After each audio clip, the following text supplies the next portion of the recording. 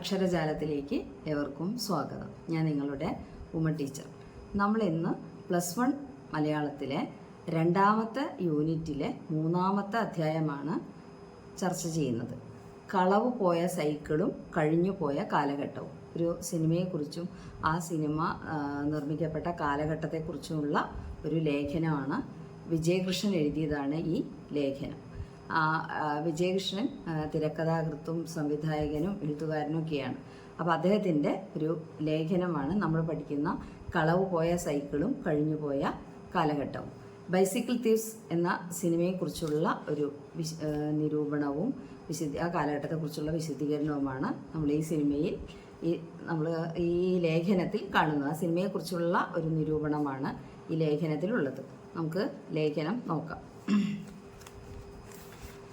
വിജയകൃഷ്ണൻ ഈ കളവ് പോയ സൈക്കിളും കഴിഞ്ഞു പോയ കാലഘട്ടവും എന്ന ലേഖനത്തിലൂടെ നമ്മളോട് പറയുന്ന പ്രധാനപ്പെട്ട കാര്യങ്ങളെക്കുറിച്ച്, ചാപ്റ്റർ മുഴുവനായിട്ടും വായിക്കുന്നില്ല, എന്നാൽ അതിലെ ഏറ്റവും പ്രധാനപ്പെട്ട ഭാഗങ്ങൾ ഉൾപ്പെടുത്തിക്കൊണ്ടുള്ള ഒരു ക്ലാസ്സാണിത്. ശ്രദ്ധയോടെ കേൾക്കുക. ചലച്ചിത്രത്തിൻ്റെ രൂപഭാവങ്ങളിൽ വിപ്ലവാത്മകമായ നൂതനത ഒരുക്കിയ പ്രസ്ഥാനങ്ങളിൽ ഏറ്റവും ശക്തമായ ഒന്നത്രേ നിയോ റിയലിസം എന്ന ആ സിനിമയിൽ സങ്കേതത്തെക്കുറിച്ചാണ് പറയണത്. വിപ്ലവാത്മകമായ നൂതനത ചലച്ചിത്രത്തിൻ്റെ രൂപഭാവങ്ങളിൽ വരുത്തിയ ഒന്നാണ് നിയോ റിയലിസം. ആ പാരഗ്രാഫിൽ പറയുന്ന കാര്യങ്ങൾ അടയാളപ്പെടുത്തുക കേട്ടോ. ചലച്ചിത്ര രംഗത്ത് മുളച്ചു പൊന്തിയ പ്രസ്ഥാനങ്ങളിൽ മറ്റേതൊന്നിനേക്കാളും ആസ്വാദക പ്രീതിയും സ്വാധീന ശക്തിയും നിയോ റിയലിസത്തിന് കൈവരാൻ എന്താണ് കാരണം? ഒരു ചോദ്യമുണ്ട്. അപ്പോൾ നിയോ റിയലിസത്തിന് ഇത്രയും ആസ്വാദക പ്രീതി കൈവരാൻ എന്താണ് കാരണം? അപ്പോൾ അതിൻ്റെ ഉത്തരം എന്താണ്? അതിൻ്റെ ഉത്തരം അടുത്ത് തന്നെ ഉണ്ട്, അടയാളപ്പെടുത്തിയിടുക. ജീവിതത്തോട് ഏറ്റവും പ്രകടമായ തരത്തിൽ സത്യസന്ധത പുലർത്തി എന്നതു തന്നെ. ഇപ്പോൾ ജീവിതത്തോട് ഏറ്റവും പ്രകടമായ തരത്തിൽ സത്യസന്ധത പുലർത്തി എന്നത് തന്നെയാണ് നിയോ റിയലിസ്റ്റിക് സിനിമകൾ കൂടുതൽ ആസ്വാദക പ്രീതി നേടാൻ കാരണം എന്നാണ് പറഞ്ഞത്. ആ പാരഗ്രാഫിലെ പ്രധാനപ്പെട്ട ഒരു ചോദ്യവും ഉത്തരവുമാണിത്.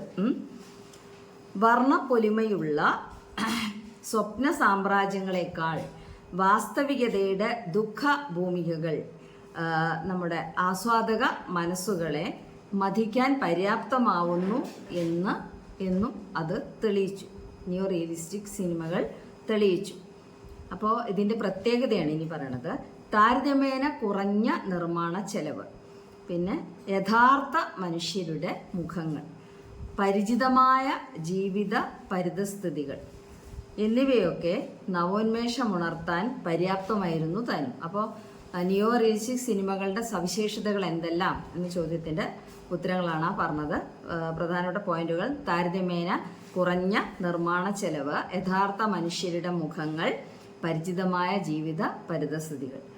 ഇതൊക്കെയാണ് നിയോ റിയലിസ്റ്റിക് സിനിമയുടെ സവിശേഷതകൾ. അപ്പോൾ ഫസ്റ്റ് പാരഗ്രാഫിലെ വളരെ പ്രധാനപ്പെട്ട കാര്യങ്ങളാണ് നമ്മൾ പറഞ്ഞത്. അടുത്ത പാരഗ്രാഫിൽ എന്തൊക്കെ പറയും നോക്കാം. 2ാം ലോകയുദ്ധത്തിൻ്റെ ചുടലക്കളത്തിൽ നിന്നാണ് ഈ പ്രസ്ഥാനം പിറവിയെടുക്കുന്നത്. അപ്പം പ്രധാനപ്പെട്ട ഒരു കാര്യം, 2ാം ലോക മഹായുദ്ധത്തിൻ്റെ ചുടലക്കളത്തിൽ നിന്നാണ് ഈ പ്രസ്ഥാനം, നിയോ റിയലിസ്റ്റ് പ്രസ്ഥാനം പിറവിയെടുത്തത് എന്നാണ് പറഞ്ഞത്, രൂപം കൊണ്ടിട്ടുള്ളത്. ഇറ്റലിയെ സംബന്ധിച്ചിടത്തോളം വിദേശ ശക്തികളോട് മാത്രമല്ല പൊരുതേണ്ടി വന്നത്. പുറത്തു നിന്നും ഉണ്ടായിരുന്ന അല്ലെങ്കിൽ പുറത്ത് സഖ്യകക്ഷികളുമായുള്ള പോരാട്ടത്തിൽ ഏർപ്പെട്ടിരിക്കെ രാജ്യത്തിനകത്ത് വിപ്ലവകാരികളും മുസോളിനിയുടെ ഫാസിസ്റ്റ് അനുയായികളും തമ്മിലുള്ള രൂക്ഷമായ സംഘട്ടനം തുടർന്നുകൊണ്ടിരുന്നു. അപ്പോൾ 2ാം ലോക മഹായുദ്ധ കാലഘട്ടത്തിലെ 2 പ്രധാനപ്പെട്ട ആശയങ്ങളായിരുന്നു ഫാസിസവും നാസിസവും ഒക്കെ. ഫാസിസത്തിൻ്റെ മറ്റൊരു രൂപമാണ് നാസിസം. നാസിസം ഉണ്ടായത് ജർമ്മനിയിലാണ്, ഫാസിസം ഇറ്റലിയിലായിരുന്നു. മുസോളിനിയാണ് ഫാസിസത്തിൻ്റെ ഉപജ്ഞാതാവ്. അതാണ് മുസോളിനിയുടെ കാര്യം പറഞ്ഞത്. ഈ ഘട്ടത്തിൽ ഭരണകൂടത്തിൻ്റെ ഇച്ഛയ്ക്ക് അനുസൃതമായ ചിത്രങ്ങൾ നിർമ്മിക്കുകയായിരുന്നു ഇറ്റാലിയൻ സംവിധായകർ. അപ്പോൾ ആ കാലഘട്ടം, ഇപ്പോൾ പറഞ്ഞ ആ കാലഘട്ടത്തിൻ്റെ പ്രത്യേകത എന്താ വെച്ചാൽ, ഇറ്റാലിയൻ സംവിധായകർ ഭരണകൂടത്തിൻ്റെ ഇച്ഛ എന്ന് പറഞ്ഞാൽ അവരുടെ ഇംഗിതം, ആഗ്രഹത്തിനനുസരിച്ചുള്ള ചിത്രങ്ങൾ നിർമ്മിക്കുകയായിരുന്നു ഇറ്റാലിയൻ സംവിധായകർ. അവരുടെ ക്യാമറകൾ നുണകൾക്ക് പിൻപേ നുണകൾ ഉരുവിട്ടുകൊണ്ടിരുന്നു. എന്ന് വെച്ചാൽ ആ ചലച്ചിത്രങ്ങളിൽ തെളിയുന്ന ഒന്നും സത്യസന്ധമായ കാര്യങ്ങളായിരുന്നില്ല എന്നാണ് പറഞ്ഞത്. അതിനിടയ്ക്ക് അങ്ങനെ ആ രീതിയിൽ എന്താ പറയുക, ജീവിതവുമായി യാതൊരു ബന്ധമില്ലാത്ത പലതരം കാര്യങ്ങളാണ് അന്ന് സിനിമയ്ക്ക് വിഷയമായിരുന്നത്. എന്നാൽ ഇത്തരത്തിലുള്ളൊരു പശ്ചാത്തലത്തിലാണ് ജീവിതത്തെയും കലയെയും ഒരുപോലെ സ്നേഹിച്ച അർപ്പണബോധമുള്ള ഒരു കൂട്ടം കലാകാരന്മാർ ഈ നിയോ റിയലിസത്തിൻ്റെ കൊടിക്കൂറ ഉയർത്തി രംഗത്ത് വന്നത്. അപ്പം നിയോ റിയലിസം എന്ന ആശയത്തിൻ്റെ ആവിർഭാവത്തെക്കുറിച്ചാണ്, രംഗപ്രവേശത്തെക്കുറിച്ചാണ് പറഞ്ഞത്. സിനിമയിൽ അത് ഏതെല്ലാം രീതിയിൽ സ്വാധീനം ചെലുത്തി നോക്കാം.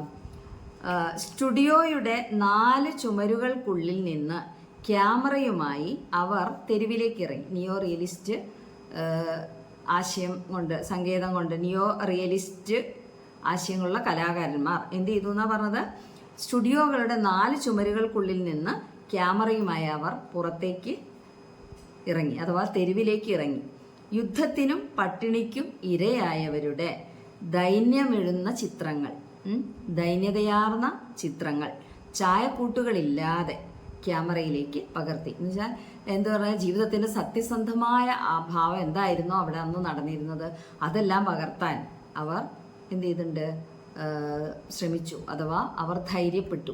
നിയോ റിയലിസ്റ്റിക് കലാകാരന്മാർ, സംവിധായകർ സിനിമ ചിത്രീകരണത്തിന് മുതിർന്നത് എങ്ങനെയെന്നാണ് പറഞ്ഞത്. അപ്പോൾ നിയോ റിയലിസത്തെ കുറിച്ചുള്ള കാര്യങ്ങൾക്ക് ശേഷം ശ്രദ്ധിക്കുക എന്തൊക്കെയാണ് നിയോ റിയലിസത്തിൻ്റെ ആ ഭാഗമായിട്ട് വന്നിട്ടുള്ള ചില സിനിമകളെ കുറിച്ചാണ് പറയുന്നത്. 1942 റോസ് സ്കാർലറ്റ് എന്ന ചിത്രവുമായി സംവിധാന രംഗത്ത് പദമൂന്നിയ വിറ്റോറിയോ ഡിസീക്ക. അപ്പോൾ വിറ്റോറിയോ ഡിസീക്കയുടെ കന്നി ചിത്രമാണ്, ആദ്യ ചിത്രമാണ് റോസ് സ്കാർലറ്റ്. അത് സംവിധാനം ചെയ്തത് ഏതാണ് വർഷം? 1942. കന്നി കാഴ്ച കൊണ്ട് തന്നെ ശ്രദ്ധേയനായി തീർന്നു. തിരക്കഥ, നിർമ്മിതി, സംവിധാനം എന്നിങ്ങനെ ചലച്ചിത്ര കലയുടെ വിവിധ വശങ്ങളിൽ വ്യാപരിച്ച പ്രതിഭയാണ് അദ്ദേഹത്തിൻ്റേത്. ഇപ്പം എല്ലാ രംഗത്തും, സിനിമയുമായി ബന്ധപ്പെട്ട എല്ലാ രംഗത്തും അദ്ദേഹത്തിൻ്റെ വ്യക്തിമുദ്ര പതിഞ്ഞിരുന്നു. പ്രതിഭാശാലിയായിരുന്നു അദ്ദേഹം എന്നാണ് പറഞ്ഞത് വിറ്റോറിയോ ഡിസീക്ക. അദ്ദേഹത്തിൻ്റെ ആദ്യ ചിത്രമാണ് റോസ് സ്കാർലറ്റ്. ഓർത്തോളൂ, ഒറ്റവാക്കിയുള്ള ചോദ്യങ്ങളായിട്ട് വരും. അപ്പോൾ ഇനി ഈ നിയോ റിയലിസ്റ്റിക് സിനിമകളുടെ ചില സവിശേഷതകൾ, ആ കാലഘട്ടത്തിൽ രൂപം കൊണ്ട ഇത്തരത്തിലുള്ള സിനിമകളുടെ പ്രത്യേകതകൾ. നിയോ റിയലിസത്തിൻ്റെ പ്രത്യേകത നേരത്തെ പറഞ്ഞു. ഇതാ സിനിമകളുടെ ചില സവിശേഷതകൾ ശ്രദ്ധിക്കൂ. വിശദാംശങ്ങളിൽ പോലും പ്രകടമാവുന്ന ജീവിത അവബോധം, ജീവിതത്തെക്കുറിച്ചുള്ള ബോധം. എന്താണ് പറയുന്നത്? വിശദാംശങ്ങളിൽ പോലും പ്രകടമാവുന്ന ജീവിത അവബോധം, ഉള്ളുരുക്കുന്ന നൊമ്പരങ്ങൾക്കിടയ്ക്കും സ്വയം അറിയാതെ ചിരി പടർത്തുന്ന നർമ്മബോധം, വാക്കിലോ പ്രവൃത്തിയിലോ പ്രതികരണത്തിലോ കൃത്രിമത്വത്തിൻ്റെ ലാഞ്ചനകൾ പോലുമില്ലാത്ത യഥാർത്ഥ മനുഷ്യരുടെ ചിത്രീകരണം, അഭിനയമെന്ന് പേര് ചൊല്ലാൻ മടി തോന്നും വിധം യഥാതഥമായ അഭിനയം. ഇങ്ങനെ അക്കമിട്ട് പറയാവുന്ന ഒട്ടേറെ സവിശേഷതകൾ കൊണ്ട് ഒറ്റപ്പെട്ടു നിൽക്കുന്ന ചിത്രമെത്രേ ബൈസിക്കിൾ തീവ്സ് അഥവാ സൈക്കിൾ മോഷ്ടാക്കൾ. അപ്പോൾ ഈ ബൈസിക്കിൾ തീവ്സ് എന്ന സിനിമ നിയോ റിയലിസ്റ്റിക് സിനിമയിൽപ്പെട്ട ഒരു സിനിമയാണ്. അപ്പോൾ നിയോ റിയലിസത്തിൻ്റെ പ്രത്യേകത എന്താണെന്ന് നേരത്തെ നമ്മൾ ഫസ്റ്റ് പാരഗ്രാഫിൽ പറഞ്ഞു തന്നു. അപ്പോൾ അതേ ആശയങ്ങൾ തന്നെയാണ് ഈ ബൈസിക്കിൾ തീവ്സ് എന്ന സിനിമയുടെ സവിശേഷതയായിട്ട് ഇവിടെ എടുത്തു പറഞ്ഞിട്ടുള്ളത്. ടെക്സ്റ്റിലുണ്ട്. ആ പോയിന്റുകളൊക്കെ, ഈ പറഞ്ഞ കാര്യങ്ങളൊക്കെ അടയാളപ്പെടുത്തി പഠിക്കുക. അപ്പോൾ ബൈസിക്കിൾ തീവ്സ് എന്ന സിനിമയുടെ സവിശേഷതകൾ എന്തെല്ലാം എന്ന ചോദ്യത്തിൻ്റെ ഉത്തരം കൂടിയാണ് അത്. ഈ ചിത്രത്തിൻ്റെ ആകർഷണ രഹസ്യങ്ങളിൽ ഏറ്റവും പ്രധാനം അത് ഉൾക്കൊള്ളുന്ന പ്രമേയം തന്നെ. അപ്പോൾ ബൈസിക്കിൾ തീവ്സ് എന്ന ചിത്രയുടെ ഏറ്റവും ആകർഷണീയമായ കാര്യം എന്താണെന്ന് പറഞ്ഞത്? ചിത്രത്തിൻ്റെ ആകർഷണീയമായ ഏറ്റവും പ്രധാനപ്പെട്ട കാര്യം എന്താണ്? അത് ഉൾക്കൊള്ളുന്ന പ്രമേയം തന്നെ. ആ പ്രമേയം എന്താണ്? സാധാരണക്കാരൻ്റെ പ്രത്യാശകളും നൊമ്പരങ്ങളും സമൂഹവും വിധിയും ഒരു ഒത്തുകളിയാൽ എന്നതുപോലെ അവനെ പരാജയപ്പെടുത്താൻ നടത്തുന്ന ശ്രമങ്ങളും നാം ഇവിടെ കാണുന്നു. എന്തൊക്കെയാണ് പറഞ്ഞത്? സാധാരണക്കാരൻ്റെ പ്രത്യാശ എന്ന് പറഞ്ഞാൽ ഒരു മാറ്റം ഉണ്ടാവും, നേട്ടം ഉണ്ടാവും, പുരോഗതി ഉണ്ടാവും, എല്ലാം നേരെയാവും എന്നുള്ള ഒരു ചിന്തയാണ് പ്രത്യാശ. സാധാരണക്കാരൻ്റെ പ്രത്യാശകൾ, നൊമ്പരങ്ങൾ എന്ന് പറഞ്ഞാൽ വേദനകൾ, വിഷമങ്ങൾ, നൊമ്പരങ്ങളും പിന്നെ സമൂഹവും വിധിയും എങ്ങനെയാണ് ഒരു ഒത്തുകളിയാൽ എന്നതുപോലെ അവനെ പരാജയപ്പെടുത്താൻ നടത്തുന്ന ശ്രമങ്ങളും നാം ഇവിടെ കാണുന്നു. ഈ സിനിമയുടെ പ്രത്യേകതകളായിട്ട് പറയുന്നതാണ്, അത് അടയാളപ്പെടുത്തിയിട്ട് പഠിക്കുക. ഇനി ഇതിലെ സിനിമയിലെ പ്രധാനപ്പെട്ട ഒരു കഥാപാത്രത്തെക്കുറിച്ചാണ് പറയുന്നത്. മെയിനായിട്ടുള്ളൊരു ക്യാരക്ടറാണ്, പ്രധാനപ്പെട്ട നായക കഥാപാത്രമാണ് ഇതിലെ. ദരിദ്രനായ ഒരു കഥാപാത്രമാണത്, അന്റോണിയോ റിച്ചി. നോക്കുക എന്താണ്.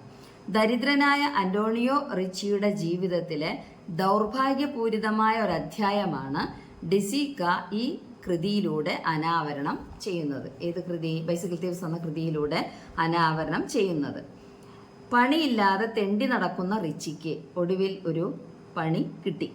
അത് ചെയ്യാൻ സ്വന്തമായി ഒരു സൈക്കിൾ വേണം. വീട്ടിലുണ്ടായിരുന്ന പഴയ തുണികളും പുതപ്പുകളുമൊക്കെ പണയം വെച്ചിട്ടാണ് അയാളുടെ ഭാര്യ നേരത്തെ പണയത്തിലായിരുന്ന സൈക്കിൾ തിരിച്ചെടുക്കാൻ ആവശ്യമായ തുക കണ്ടെത്തിയത്. അപ്പോൾ ദാരിദ്ര്യവും കഷ്ടപ്പാടൊക്കെ ഉള്ള ആളായതുകൊണ്ട് അയാൾക്ക് സ്വന്തം ഒരു സൈക്കിൾ ഉണ്ടായിരുന്നു. ആ സൈക്കിൾ അയാൾ എന്ത് ചെയ്തിട്ടുണ്ടായിരുന്നു? മറ്റു എന്തോ ഒരു ആവശ്യത്തിന് വേണ്ടി പണയപ്പെടുത്തിയിട്ടുണ്ട്. ഇപ്പോൾ ഒരു ജോലി കിട്ടിയപ്പോൾ ആ ജോലി ചെയ്യാൻ അദ്ദേഹത്തിന് സൈക്കിൾ കൂടിയേ തീരും. അപ്പോൾ ഇനിയിപ്പോൾ എന്തു ചെയ്യും? സൈക്കിൾ കിട്ടാൻ പണയത്തിലുള്ള സൈക്കിൾ എങ്ങനെ എടുക്കും എന്ന് വിഷമിച്ചിരിക്കുന്ന റിച്ചിയെ സഹായിക്കുന്നത് ആരാണ്? ഭാര്യയാണ്. ഭാര്യ വളരെ തന്ത്രപൂർവ്വം എന്ത് ചെയ്തു? പിന്നെ പ്രത്യേകത എന്താ വെച്ചാൽ, നമ്മളിപ്പോൾ നമ്മുടെ നാട്ടിലുള്ള രീതിയിൽ ഈ കാര്യങ്ങളെ വിലയിരുത്താൻ പറ്റില്ല. ഇത് അവിടെ വളരെ തണുപ്പുള്ള ഒരു ഇടമാണ് അവിടെ.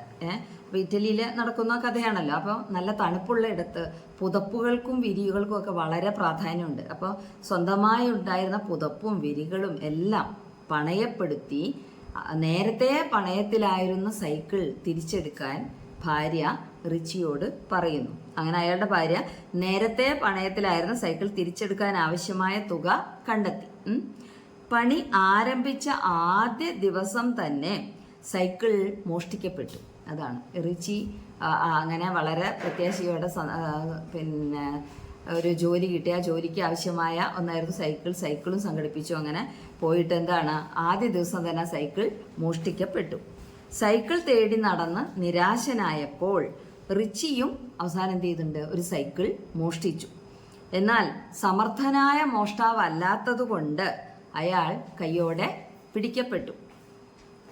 നാമമാത്രമായ ഈ ഇതിവൃത്തത്തിൽ നിന്നാണ് സിസറേ സാവ്രിട്ടിനിയും ഡിസീക്കയും ചേർന്ന് മനുഷ്യവികാരങ്ങളുടെ സമസ്ത ഭാവങ്ങളും ഇണങ്ങിയ ഒരു കലാശില്പം വികസിപ്പിച്ചെടുത്തത്. അതാണ് ബൈസിക്കിൾ തീവ്സ് എന്ന സിനിമയിലെ ആശയം. ഇതിവൃത്തം അതാണെന്നാണ് പറഞ്ഞത്. ചെറിയൊരു തീമാണ്. ഒരു സൈക്കിൾ മോഷണമാണ്. അപ്പോൾ ഒരു സൈക്കിൾ മോഷണത്തിൽ തുടങ്ങി മറ്റൊരു സൈക്കിൾ മോഷണത്തിൽ അവസാനിക്കുന്നതാണ് ഈ സിനിമ. റിച്ചിയുടെ ഉദ്യോഗത്തിലെ ആദ്യ ദിവസത്തെ പുറപ്പാടിലും തിരിച്ചുവരവിലും തന്നെ സാധാരണ മനുഷ്യന്റെ ദുരന്ത വിധിയെ ആലേഖനം ചെയ്തിട്ടുണ്ട്. അന്ന് യാത്ര തിരിക്കുമ്പോൾ അയാൾ തൻ്റെ പുത്രനെ സൈക്കിളിന് പിന്നിലിരുത്തി കൊണ്ടുപോകുന്നുണ്ട്. ഇന്ന് വൈകുന്നേരം ബസ്സിന് കാത്തു നിൽക്കണ്ട, അച്ഛൻ പണി കഴിഞ്ഞ് ഇതിലെ വരും, അപ്പോൾ മോനെ കൂടി കൊണ്ടുപോകാം എന്ന് അയാൾ പറഞ്ഞിട്ടാണ് മകനെ സൈക്കിളിന് പിന്നിലിരുത്തി കൊണ്ടുപോയി സ്കൂളിന് മുന്നിൽ ഇറക്കി രാവിലെ ജോലിക്ക് പോയത്. വൈകുന്നേരം റിച്ചി സൈക്കിൾ നഷ്ടപ്പെട്ട് ആകെ തളർന്ന് വെറും കൈയോടെ വീട്ടിലേക്ക് നടക്കുകയാണ്. അക്ഷമനായി കാത്തു നിൽക്കുകയായിരുന്ന മകൻ അച്ഛൻ്റെ സൈക്കിൾ എവിടെ എന്ന അത്ഭുതം കൂറിയപ്പോൾ അത് വീണു തകർന്നു പോയി എന്നൊരു കള്ളം പറഞ്ഞ് രക്ഷപ്പെടുന്നു അയാൾ. നിശബ്ദരായി അവർ വീട്ടിലേക്ക് നടന്നു. അച്ഛനും മോനും കൂടി വീട്ടിലേക്ക് നടന്നു. അപ്പോൾ അടുത്ത പാരഗ്രാഫിൽ എന്തൊക്കെയാണ് പറയണം നോക്കാം. അതാണ് സിനിമയുടെ ആശയങ്ങളാണ് ഇവിടെ പറയുന്നത്. സിനിമയിലെ കാര്യങ്ങൾ എന്തൊക്കെയാണ് നോക്കൂ. വിധിയുടെ പരിഹാസ്യതയുടെയും ദുരന്ത ബോധത്തിൻ്റെയും ഏറ്റവും മൂർത്തമായ ചിത്രം നമുക്ക് ലഭിക്കുന്നത് ബൈസിക്കിൾ തീവ്സിലെ അവസാന സീക്വൻസിലാണ്. വിപുലമായ സൈക്കിൾ തിരച്ചിലിന് ശേഷം മകനെ കൈക്ക് പിടിച്ചുകൊണ്ട് റിച്ചി നടക്കുന്നു. മകൻ്റെ കൈയും പിടിച്ച് റിച്ചി നടക്കുകയാണ്. നമ്മൾ കണ്ടല്ലോ. അവർക്കു മുന്നിൽ ഒരു സൈക്കിൾ പന്തയം നടക്കുകയായിരുന്നു. റിച്ചിയെ കൊതിപ്പിക്കാൻ എന്ന വണ്ണം അയാളുടെ കണ്ണുകൾക്ക് മുന്നിലൂടെ എണ്ണമറ്റ സൈക്കിൾ ചക്രങ്ങൾ കറങ്ങിത്തിരിഞ്ഞു. ഒരു വശത്തായി പന്തയം കാണാനെത്തിയവരുടെ സൈക്കിളുകൾ വരിവരിയായി നിർത്തിയിട്ടുണ്ട്. അയാളുടെ ദാഹാർത്ഥമായ കണ്ണുകൾ ഓരോ സൈക്കിളിനെയും മാറി മാറി തഴുകി കടന്നുപോയി. പെട്ടെന്ന് അയാളുടെ കണ്ണുകൾ ദൂരെ ഒറ്റപ്പെട്ടിരിക്കുന്ന ഒരു സൈക്കിളിൽ പതിഞ്ഞു. അടുത്തെങ്ങും ആരുമില്ല. അയാളുടെ ഉള്ളിൽ ഒരു സംഘട്ടനം നടന്നു. മകന് ബസ്സിൽ കയറി പോകാനുള്ള പണം കൊടുത്തു. എന്നിട്ട് എന്ത് പറഞ്ഞു? നീ പോയിക്കോ, അച്ഛൻ പിന്നാലെ വന്നേക്കാം എന്നും പറഞ്ഞു. കുട്ടി ബസ്സു കാത്തു നിന്നു. റിച്ചി വിറയ്ക്കുന്ന കാലടികളോടെ സൈക്കിളിനു നേരെ നടന്നടുത്തു. അയാൾ ചുറ്റും ഒരിക്കൽ കൂടി നോക്കി. ആരും കാണുന്നില്ലെന്ന് ഉറപ്പുവരുത്തി. മിന്നലിന്റെ വേഗത്തിൽ അയാൾ സൈക്കിൾ കവർന്നെടുത്ത് അതിന്മേൽ ചാടിക്കയറി. നിമിഷ നേരത്തിനുള്ളിൽ കള്ളൻ കള്ളൻ എന്ന വിളികൾ മുഴങ്ങി. കള്ളം ചെയ്യാൻ അറിയാത്ത അയാൾ ഗതികേട് കൊണ്ട് ചെയ്ത കള്ളം കയ്യോടെ പിടിക്കപ്പെട്ടു. അത് അടയാളപ്പെടുത്തിയിടുക. കള്ളം ചെയ്യാൻ അറിയാത്ത അയാൾ ഗതികേട് കൊണ്ട് ചെയ്ത കള്ളം പിടിക്കപ്പെട്ടു. മർദ്ദിക്കാൻ തുടങ്ങിയ ആളുകളെ ഒരാൾ തടഞ്ഞു. തകർന്ന മനസ്സുമായി റിച്ചി മുന്നോട്ട് നടക്കുമ്പോൾ ഈ ബഹളമൊക്കെ കണ്ടു നിന്ന മകൻ കരച്ചിലിൻ്റെ വക്കത്തെത്തിയ മട്ടിൽ ഓടി വന്ന് എന്ത് ചെയ്തു? അച്ഛൻ്റെ കയ്യിൽ കടന്നു പിടിച്ചു. നാലുപാടു നിന്നും ഉയരുന്ന പരിഹാസവാക്കുകൾക്ക് നടുവിലൂടെ ആ അച്ഛനും മകനും നടന്നകലുമ്പോൾ ചിത്രം അവസാനിക്കുന്നു. അപ്പോൾ ഇതൊക്കെയാണ് ചിത്രത്തിൻ്റെ കാര്യം. ഇനി ഈ ചിത്രത്തിൻ്റെ ചില പ്രത്യേകതകൾ എന്തൊക്കെയാണെന്ന് നോക്കാം. റിച്ചി എന്ന മുഖ്യ കഥാപാത്രത്തിൻ്റെ പൂർണ്ണത നേടിയ വ്യക്തിത്വം തിരക്കഥയിൽ തന്നെ എന്തായതാണ്? പ്രത്യക്ഷമായി തീർന്നതാണ്, പ്രത്യക്ഷമായി കഴിഞ്ഞതാണ്. എന്നാൽ നിമിഷ നേരത്തേക്ക് മുഖം കാട്ടുന്ന കഥാപാത്രങ്ങളെ പോലും അവിസ്മരണീയമാക്കി തീർത്തത് ഡിസികെയുടെ രചനാ വൈദഗ്ധ്യമല്ലാതെ മറ്റൊന്നുമല്ല. എന്ന് വെച്ചാൽ കുറച്ചു നേരത്തേക്ക് മുഖം കാണിക്കുന്ന ഒരു കഥാപാത്രമാണെങ്കിൽ പോലും ആ കഥാപാത്രത്തെ അവിസ്മരണീയമാക്കാൻ ഡിസികെക്ക് കഴിഞ്ഞു. സിനിമ സംവിധാനം ചെയ്ത ഡിസികെക്ക് കഴിഞ്ഞു. റിച്ചിയുടെ ഭാര്യ തന്നെ ഉത്തമോദാഹരണം. റിച്ചിയെയോ അയാളുടെ മകനെയോ പോലെ ചിത്രത്തിലെ ശ്രദ്ധാകേന്ദ്രമാകുന്ന ഒരു സുപ്രധാന കഥാപാത്രമായിരുന്നില്ല അവർ. എങ്കിൽ കൂടി അല്പം ചില നിമിഷങ്ങളിൽ പ്രത്യക്ഷപ്പെടുന്ന അവളുടെ ചിത്രം മിഴിവുറ്റതാണ്. റിച്ചിയുടെ ഭാര്യയുടെ പേരാണ് മരിയ. ഭർത്താവിന് ഒരു സൈക്കിൾ വാങ്ങുന്നതിനായി വീട്ടിലെ തുണികൾ പോലും പണയപ്പെടുത്തി അല്ലെങ്കിൽ പണയം വെക്കാൻ അവളെ പ്രേരിപ്പിക്കുന്നത് ഭാവിയെക്കുറിച്ചുള്ള പ്രത്യാശയാണ്. ആ കണ്ണുകളിൽ പ്രത്യാശയുടെ മങ്ങാത്ത തിളക്കമുണ്ട്. അതുകൊണ്ട് തന്നെയാണ് റിച്ചിക്ക് സൈക്കിൾ നഷ്ടപ്പെടുന്നത് അകക്കാമ്പ് നീറ്റുന്ന ഒരു അനുഭവമായി നമ്മെ നേരിടുന്നതും.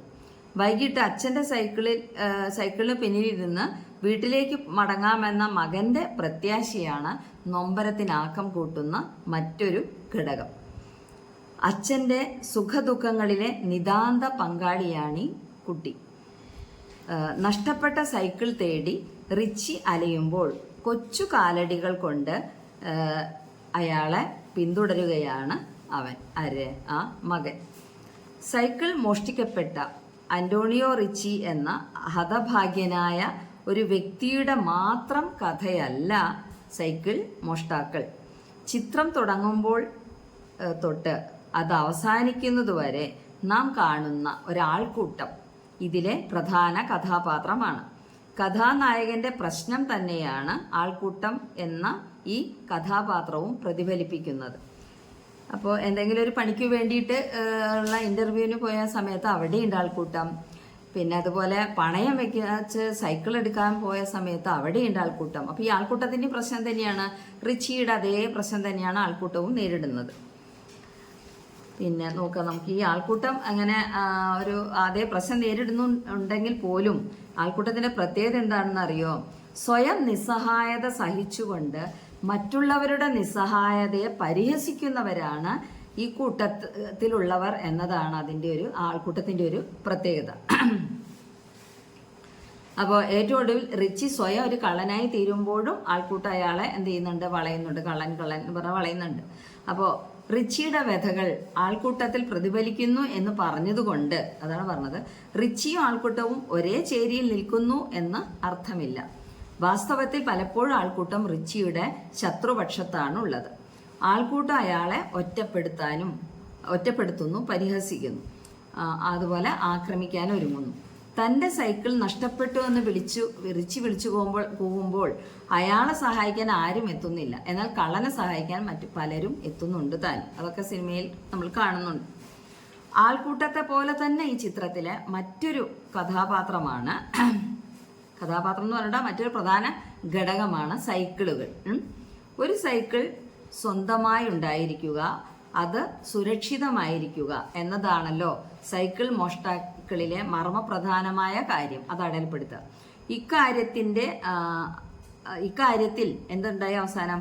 ആദ്യ ദൃശ്യത്തിൽ അയാളുടെ സൗമനസ്യം കാട്ടുകയും പിന്നത്തെ ദൃശ്യത്തിൽ അയാളെ പരിഹസിക്കുകയും ചെയ്യുന്ന സൈക്കിളുകൾ അന്തരംഗത്തിൽ അയാളെ പ്രലോഭിപ്പിക്കുകയാണ്. സൈക്കിൾ മത്സരം, കളി കാണാൻ വന്നവരുടെ നീണ്ട നിര എന്നിവയെല്ലാം അയാളിൽ പ്രലോഭനത്തിൻ്റെ നിലയ്ക്കാത്ത ഓളങ്ങൾ ഉയർത്തുമ്പോൾ കൂട്ടത്തിൽ നിന്ന് അകന്ന് മാറി കണ്ട ഒരു സൈക്കിൾ അയാൾ കവർന്നെടുക്കാൻ ശ്രമിക്കുക സ്വാഭാവികം.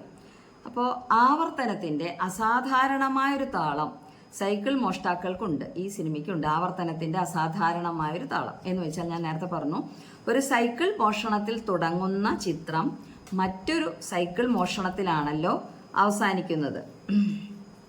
അങ്ങനെ റിച്ചിയുടെ ജീവിതത്തിൻ്റെ ചില കാര്യങ്ങൾ കൂടി പറഞ്ഞ് നമുക്കിതിൽ നിർത്താം. ഇതിലെ പ്രധാനപ്പെട്ട ചില കാര്യങ്ങൾ കൂടി പറയാം.